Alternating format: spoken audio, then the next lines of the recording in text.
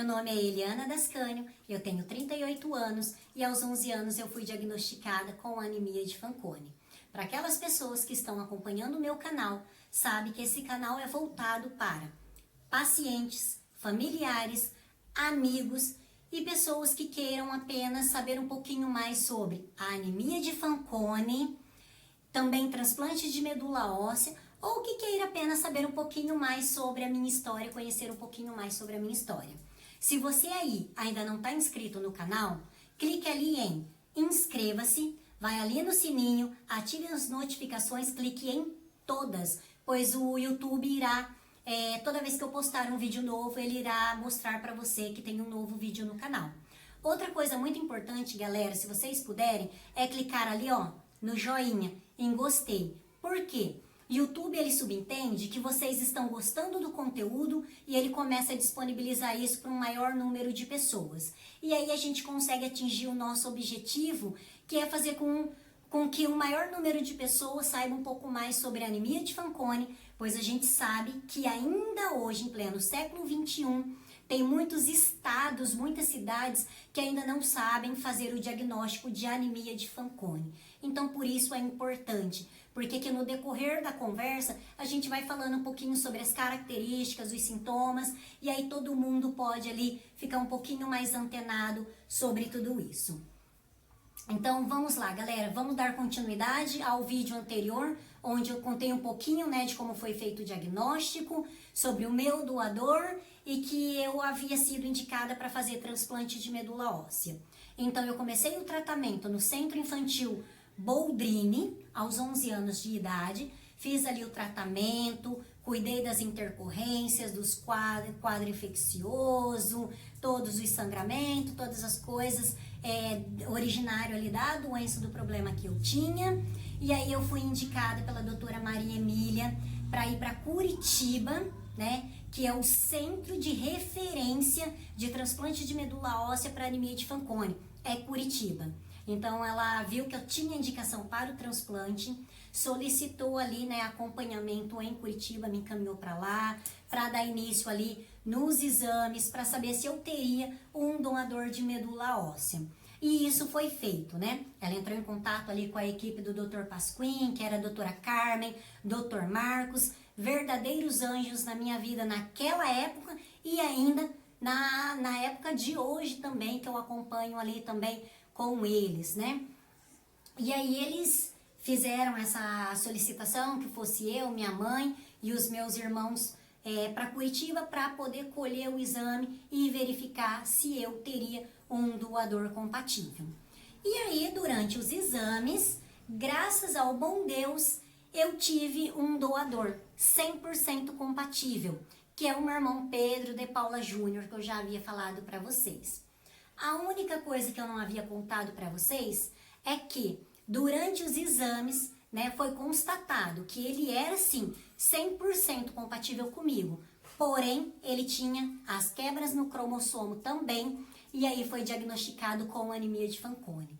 Foi um momento muito triste para todos nós, pois eu havia perdido essa indicação para o transplante, porque o meu irmão, que era 100% compatível, já não poderia mais doar a medula. Então, naquele momento, a minha mãe ela já não tinha um filho com anemia de Fanconi, ela tinha 2 filhos com anemia de Fanconi.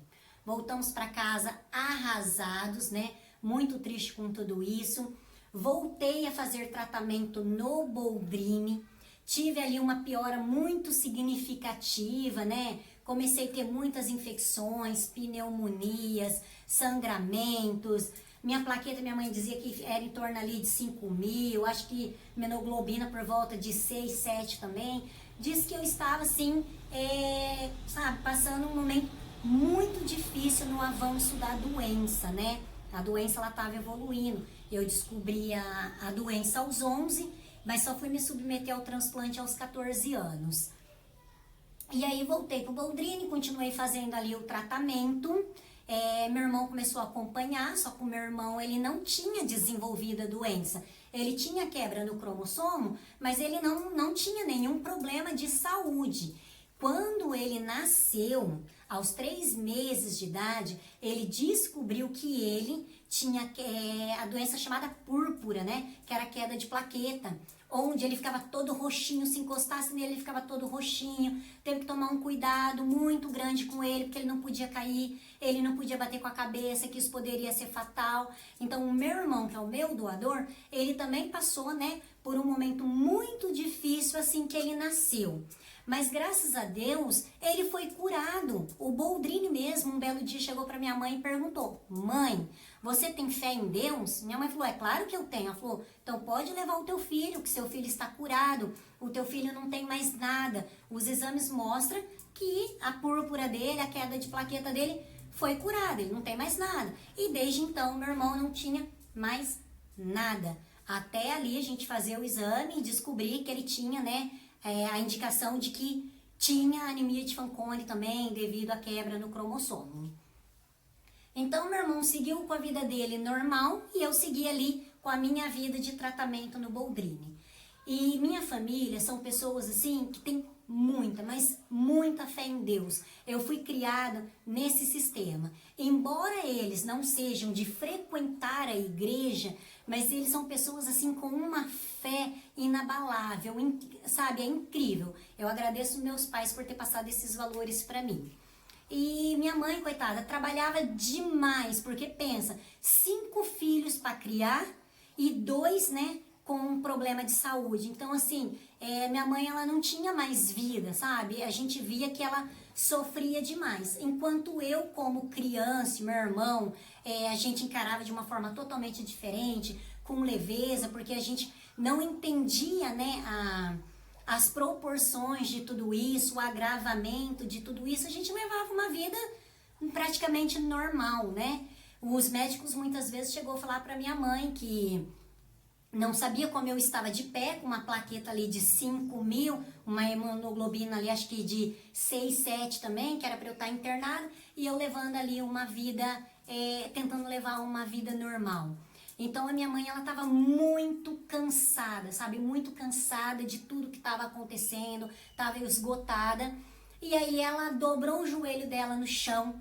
Ela me conta que ela chorou muito nesse dia e conversou com Deus. Falou com Deus: Senhor, prova para esses médicos que eles estão enganados, que o Pedrinho, ele não tem anemia de Fanconi. O Senhor já curou ele há muito tempo atrás, e quando o Senhor cura, está curado. Eu acredito, eu creio que ele está curado. Então, mostre para esses médicos que eles estão enganados.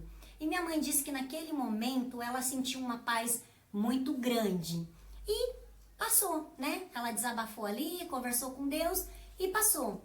E diz que eu acabei tendo uma melhora ali, né? Que eu voltei a fazer o tratamento ali no Boldrini, porque eu não ia mais fazer o transplante, porque eu e meu irmão ali praticamente estava desenganado com a anemia de Fanconi. E minha mãe disse que de repente ali meio que cessaram as infecções, os sangramentos, que eu não tinha mais nada, estava levando uma vida praticamente normal, e ela estava no trabalho dela e um belo dia o telefone toca. Era o pessoal de Curitiba entrando em contato com ela e dizendo que vinha médico dos Estados Unidos para Curitiba e que eles queriam examinar eu e o meu irmão novamente. E minha mãe disse que naquele momento ela sentiu que era a resposta de Deus para aquela oração que ela tinha feito já há um tempinho atrás. E aí fomos, né? Eu, meu irmão, minha mãe, fomos para Curitiba novamente para poder fazer os novos exames. Chegamos lá, diz que tinha uma sala cheia de médicos, né? Tanto médicos brasileiros como médicos americanos, que eles vieram ali para poder ver o meu caso. E aí pegou e começou a avaliar eu e o meu irmão. Pegaram a mão do meu irmão, principalmente olharam. Lembra que no vídeo anterior eu falei para vocês que muitas vezes, né, a pessoa nasce sem o polegar, encurtamento, sem o ossinho e etc. Muitas vezes eles conseguem fazer ali, quem é realmente profissional e entende, é especialista nisso, muitas vezes pelos exames laboratoriais e algumas características, inclusive da mão, eles conseguem formar ali um diagnóstico. E eles olharam ali a mão do meu irmão e aí começaram a conversar entre si ali, todo felizes, e minha mãe ali meio que sem entender o que estava acontecendo.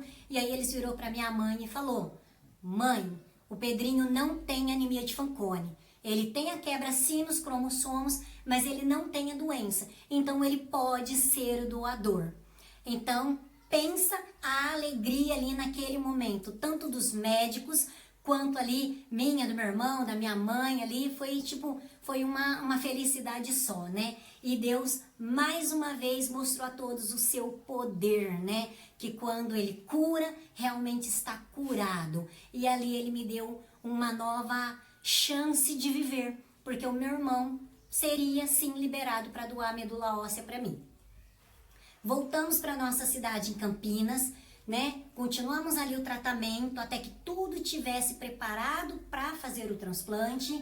Claro, eles repetiram novamente os exames do meu irmão para ter realmente certeza de que estava tudo bem e que ele poderia realmente ser o doador. E aí, tudo feito, né? Pronto, agora é o momento de ir para Curitiba para fazer esse transplante. Então, chegou aquele momento muito esperado. Toda a família ali muito feliz porque chegara o momento. Nisso, eu já estava com 14 anos de idade, né? E teria que passar primeiro ali, antes de ir para o transplante, teria que passar ainda pela entrevista, né? Pré-transplante de medula óssea, que é onde eles vão sentar com os pais, o paciente, e explicar todos os riscos do transplante. Mas galera, eu tô falando de um transplante feito há praticamente 24 anos atrás, onde tudo era muito diferente do que é hoje.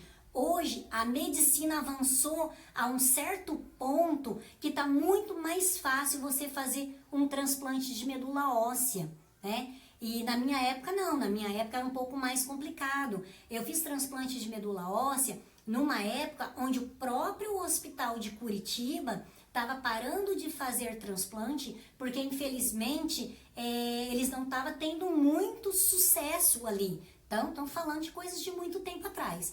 Mas tudo isso, essa entrevista de como foi a preparação para o transplante, vai ficar para um próximo vídeo. Eu espero que vocês tenham gostado, né, dessa segunda parte e nós nos vemos logo mais no próximo sábado. Eu prometo que eu posto um novo vídeo para vocês. Até lá, galera, curta, comentem, deixa o like de vocês, compartilha isso com o maior número de pessoas possível, para a gente poder aí levar informação para todo mundo.